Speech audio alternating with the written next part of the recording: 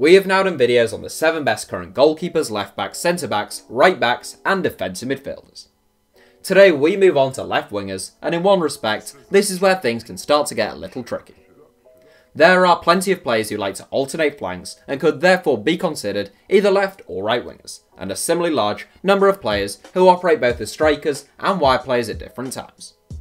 We've tried to put each player in the position they have played most frequently this season, and it is important to note that Cristiano Ronaldo will not be in this video, but rather the centre forward one. I won't go into the specifics of any other players, but just to prevent outrage in the comments, I thought I'd best address that one here.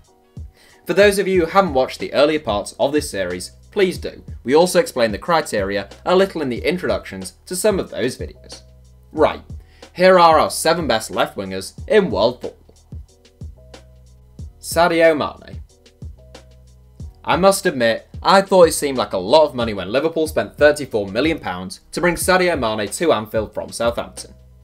3 years on, he's probably worth more than double that to Jurgen Klopp as an integral source of pace, guile and goals in the Liverpool side. At the age of 26, Mane just keeps on getting better. From 13 goals in his debut campaign at Anfield to 20 last season, he's already matched that tally so far this term. Those are extraordinary numbers for a wide player, albeit one who plays high up the pitch, and Mane has scored just 1 goal fewer than Mohamed Salah in both the league and in all competitions so far this season. On the downside, the Senegalese international does have surprisingly few assists, just 1 all season, which is the lowest of any player in this 7. That's a minor setback for a wide player who is so devastating in front of goal, and Mane sees off the challenge of 1 or 2 genuinely top class players to make our 7. Leroy Sané.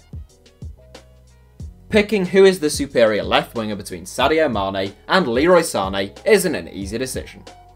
I even stuck up a little poll on our Twitter page to gauge the mood on there, and the last time I checked, it was split roughly down the middle.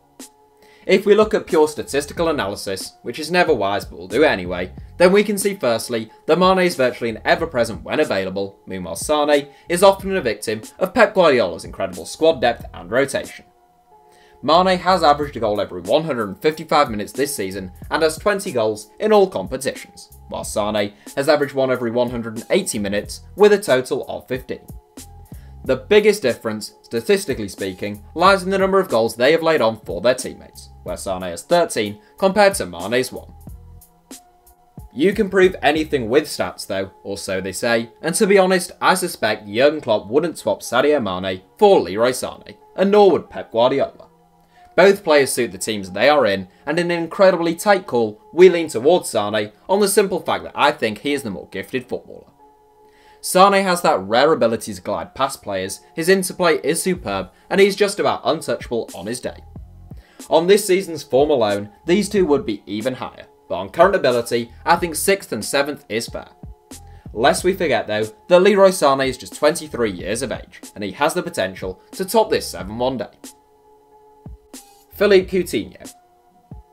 From a Liverpool star of the present to one of the past, in 5th place is Barcelona man Philippe Coutinho. It seemed like a case of here we go again when Liverpool lost Coutinho to Barcelona in a deal some claim could be worth as much as £142 million if all clauses were activated, with the Reds previously having had to rebuild following the sales of their best players. It didn't work out that way though, as Liverpool used the Coutinho funds cleverly to strengthen their defence by bringing in Virgil van Dijk, and their front 3 continued to score goals for fun. Just because Liverpool got by without him doesn't mean that Coutinho isn't a special player though. The 2nd or 3rd most expensive footballer of all time, depending on which reports you believe, Coutinho does have something Liverpool lack, and that is just that little bit of magic, cunning and creativity a little bit deeper that is so often required to crack a stubborn defence. Since signing for Barca, Coutinho has been tried out as part of a midfield 3 and as part of a front 3, but he seems most at home and has played most frequently this season on the left flank. We often describe Coutinho as a classical Brazilian playmaker, diminutive, skillful, inventive, occasionally explosive and capable of pulling off the remarkable.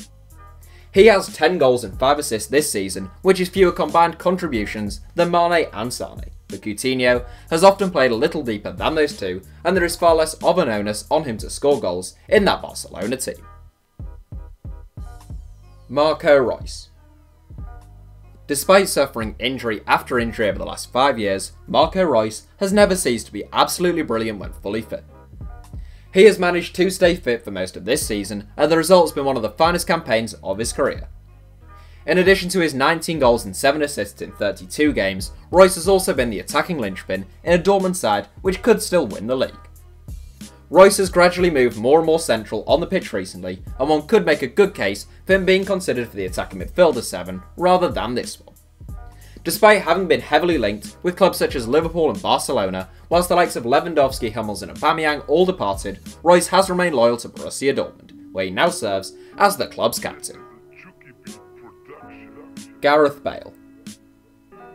It's always a controversial decision where to rank Gareth Bale in these kinds of lists, as inevitably there'll always be some angry Real Madrid fan claiming he's their worst player since Julian Foba at one end, and then some equally angry passionate Welshman claiming he's better than Pele and ought to be first at the other. On the one hand, Bale has been ravaged by injuries for the last 3 or 4 years, and he's failed to step up to the plate as Real's go-to match winner in Cristiano Ronaldo's absence this season. On the other hand, his record at Madrid, when one forgets about the unrealistic Messi and Ronaldo numbers, is fantastic. He has scored huge goals for Real, such as his brace against Liverpool to win last season's Champions League final, and even this season he has bagged 14 goals in 38 games, which would be considered decent for most players in this 7. Potentially, Bale is the second or even at a push the best left winger in the world, but equally, on form, he's probably 8th or 9th. On balance, we think then that 3rd place is the right call. Eden Hazard. If Gareth Bale did leave Real Madrid in the summer, the man the club would most likely look to replace him with is Eden Hazard. Hazard is actually only 1 year younger than Bale, but whilst the Welshman seemingly peaked in his last season at Tottenham, Hazard is arguably playing the best football of his career right now. Currently sat on 19, this could well be the first season in Hazard's Chelsea career that he hits 20 plus goals. That is one side of his game that is sometimes called into question, especially when the likes of Mohamed Salah and Raheem Sterling hit such purple patches in front of goal, but in terms of sheer ability, there are few finer than Hazard. His ability on the ball is frightening, especially his close control when running at speed and the ease with which he beats players, and his recent strike against West Ham was a prime example of everything that's great about Hazard. The Belgian star has the most combined goals and assists in the Premier League this season with 28, ahead of the likes of Sergio Aguero on 26, Mohamed Salah on 25 and Raheem Sterling on 23. His attacking output is the only reason why Chelsea is still in the hunt for a Champions League place, and he has contributed to roughly half of their league goals this season. The honourable mentions. As always, here we have our honourable mentions between 2nd and 1st place, and it wasn't easy narrowing down those worthy of acknowledgement. I'll start with the man who probably came closest to cracking our 7, and that was Tottenham star Son Heung-min, a brilliant footballer who has just gone from strength to strength with minimal fuss under Mauricio Pochettino.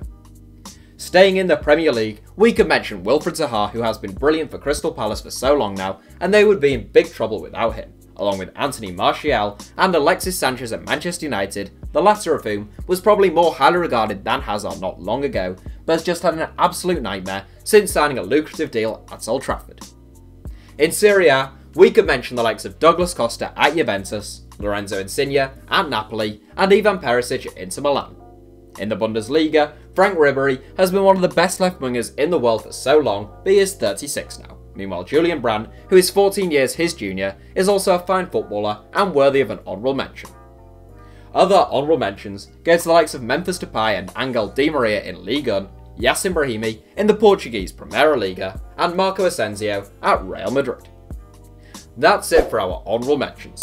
Please do subscribe if you haven't already and are a fan of the channel, and here is your top spot.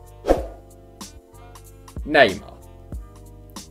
The undisputed best left winger in the world, at least as long as one considers Cristiano Ronaldo a centre forward now, which he predominantly is, there really shouldn't be too many debates about Neymar's place at the top of this 7.